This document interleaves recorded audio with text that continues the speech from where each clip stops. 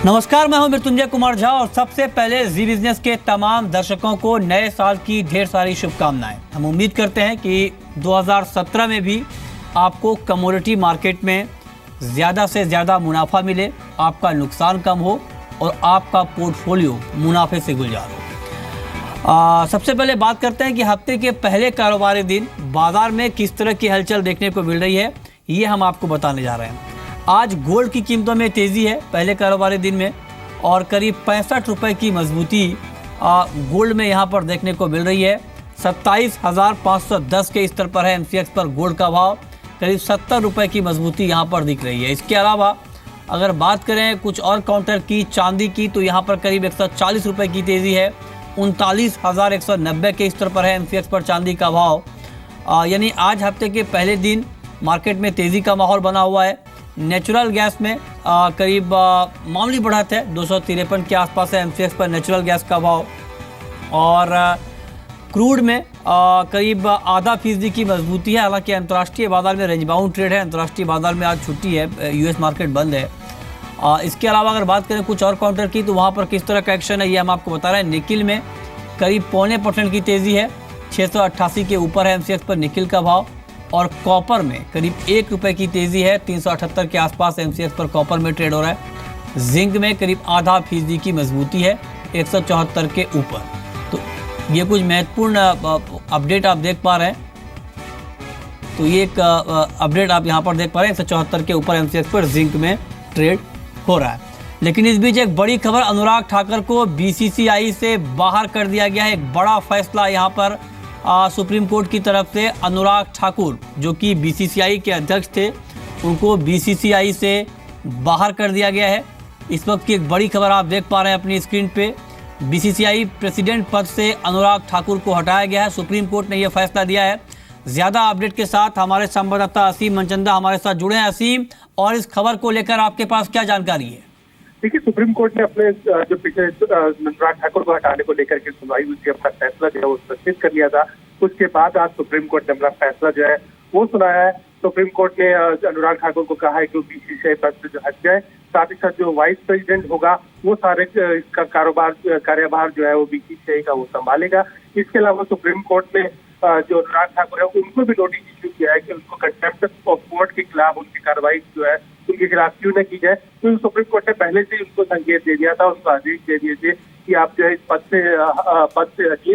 लेकिन बार बार supreme court की चेतावनी देने के बावजूद अनुराग ठाकुर जो है पद से हटना जो है वो ठीक नहीं समझे, पद से नहीं हटे। तो उसके बाद अब सुप्रीम कोर्ट ने उनको हटा दिया और उनको नोटिस इशू करके पूछा है कि आप कार्रवाई जो है वो क्यों नहीं की जाए। जी, लेकिन नसीम, एक काफ़ी महत्वपूर्ण खबर है ये। इसको लेकर और आगे क्या डेवलपमेंट होने की संभावना है? क्योंकि खबर ऐसी भी आ रही है कि जिस तरह से ये बाहर का रास्ता दिखाया गया है, बीसीसीआई के प्रेसिडेंट पद से हटाया गया है अनुराग ठाकुर को, और खबर यह है कि अजय शिर्के को भी सेक्रेटरी पद से हटाया गया है। जी देखिए, जो लोढ़ा कमेटी ने अपनी सिफारिशें दी थी उसको कहा गया था कि आप उस लोढ़ा कमेटी की सिफारिशें जो है मानेंगे, और लेकिन लोढ़ा कमेटी की जो सिफारिशें हैं वो नहीं मानी गई। तो इसके बाद अब सुप्रीम कोर्ट ने साफ कर दिया कि सुप्रीम कोर्ट ने कहा कि अब हम फैसला लेंगे, और सुप्रीम कोर्ट ने आज उनको हटा दिया, साथ ही सेक्रेटरी उनको हटा दिया। और ये कहा कि जो वाइस प्रेसिडेंट है वो तब तक कार्यभार जो है संभाल सकता है जब तक कि नया प्रेसिडेंट जो है उसको नहीं चुन लिया जाता है। तो एक कड़े शब्दों में जो सुप्रीम कोर्ट ने अपने आदेश दिए, और खासतौर पर की ये भी कहा अनुराग ठाकुर को कि आपके खिलाफ कार्रवाई जो है वो क्यों न की जाए, क्योंकि आपको बार बार आपको चेताया गया, आपको कहा गया, लेकिन आपने पद नहीं छोड़ा, तो आपके ऊपर अब कंटेम्प्ट के खिलाफ आपके खिलाफ कार्रवाई क्यों न की जाए। तो उनको भी एक नोटिस जो है जारी किया गया है। तो एक बहुत बड़ी डेवलपमेंट है, खासतौर पर बीसीसीआई को लेकर के। जिस तरह से लोढ़ा कमेटी ने अपनी सिफारिशें दी थी उसको देखते हुए ये कह सकते हैं कि एक बहुत बड़ी डेवलपमेंट इसको हम कह सकते हैं कि सुप्रीम कोर्ट ने कड़े शब्दों में जो है कार्रवाई जो है वो की है। ओके, ठीक है, चलिए, शुक्रिया असीम आपका, और इस खबर पर हम आपको आगे भी अपडेट देते रहेंगे। चलिए एक बार फिर से लौटते हैं कमोडिटी मार्केट पर, और आपको बताते हैं कि हफ्ते के पहले कारोबारी दिन आपके लिए 3 बम्पर कॉल कौन कौन सी होंगी जहां पर आपको सबसे ज़्यादा मुनाफा आज के कारोबार में मिलने वाला है, मिल सकता है, ये हम आपको बताने जा रहे हैं। आज की पहली बम्पर कॉल है सोयाबीन, जहाँ पे 3050 के स्तर पर आप बाई कर सकते हैं। 3150 का टारगेट होगा। 3030 के स्तर पर आप स्टॉप लॉस के साथ ट्रेड कर सकते हैं। इसके अलावा दूसरी महत्वपूर्ण कॉल जहां पर आप कमाई कर सकते हैं, मुनाफा कमा सकते हैं, जीरा यहाँ पे 18,200 के स्तर पर आप बिकवाली करिए। अच्छी तेज़ी आई है आज। 17,900 का टारगेट होगा, लेकिन 18,350 के स्तर पर आपके लिए स्टॉप लॉस लगाना ज़रूरी है। और इसके अलावा ग्वार में अगर आपको 3280 का स्तर दिखता है तो आप बाई करिए। 3380 का टारगेट होगा, लेकिन 3240 के स्तर पर स्टॉप लॉस लगाना ज़रूरी है। तो ये कुछ महत्वपूर्ण कॉल जहां पर आपके लिए कमाई के मौके होंगे। हमारे साथ दो एक्सपर्ट हैं, हरीश जी हैं इंडीट्रेड डेरिवेटिव के, और साथ ही बीरेन वकील हैं पैराडाइम कमोडिटी के सीईओ।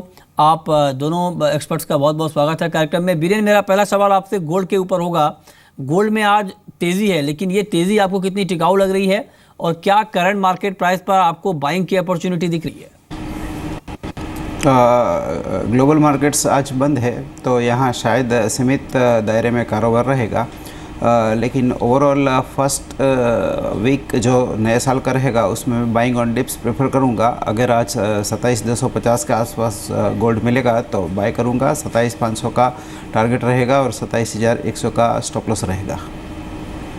ठीक है, आपकी राय हरीश क्या होगी गोल्ड के ऊपर? क्या आपको लगता है कि गोल्ड में करंट मार्केट प्राइस के आसपास बाई करके चलना बेहतर रहेगा? कुछ और तेजी की संभावना आप इस काउंटर में देख रहे हैं?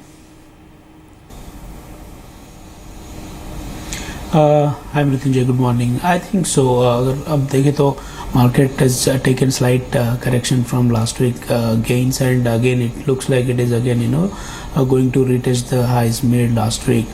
But overall sentiment on long term basis देखें तो अभी भी weak है, but I think जो technical pullback कहा जा सकता है, ये जो current move है वो और extend होने का chances ज़्यादा लग रहा है। Maybe if you look at again 1160 should act as a very good resistance area, तो वो हिसाब से देखें तो यहाँ से at least 200 to 250 रुपीज़ का upside हम देख रहे हैं। Since markets would be in extremely tight range for the day, तो एक हल्का सा टारगेट लेके मे बी अराउंड 17,600 650 लेवल तक का टारगेट लेके खरीद सकते हैं। ओके, बीरेन, सिल्वर के ऊपर क्या कमेंट होगा आपका? क्या चांदी में आपको कुछ तेजी की गुंजाइश और दिख रही है? सिल्वर में मुझे ऐसा लग रहा है कि मार्केट टेक्निकली ओवरसोल्ड है लॉन्ग टर्म चार्ट्स में, तो यहाँ एक डिसेंट अपसाइड करेक्शन आना चाहिए। यहाँ 38,800 के आसपास बाइंग प्रेफर करूँगा। 38,400। चलिए, आपको रोकना चाहूँगा, सीधे रिजल्ट है। जस्टिस लोढ़ा कुछ बोल रहे हैं। It dragged on for some time. BCCI was trying to take or trying to purchase some time. Now finally probably it's a case of overconfidence on the part of BCCI not to have taken the Supreme Court seriously. I don't read whether they were overconfident or not, but one should understand that when the order of the Supreme Court, which is the highest court of the land, has come, it has to be obeyed by all. It is law of the land. Nobody can escape it. The majesty of law has worked, and Supreme Court order, Supreme Court itself has ensured that its order of 18 July is now enforced. Cases of perjury will be going on against Anurag Thakur. In a way, he can't escape the law of the land anymore. I haven't read the order, so I can't comment on this question right now. Were you expecting this? As I told you, this was a logical consequence, because so long as order of the Supreme Court passed on 18 July stands, BCCI was bound to follow it.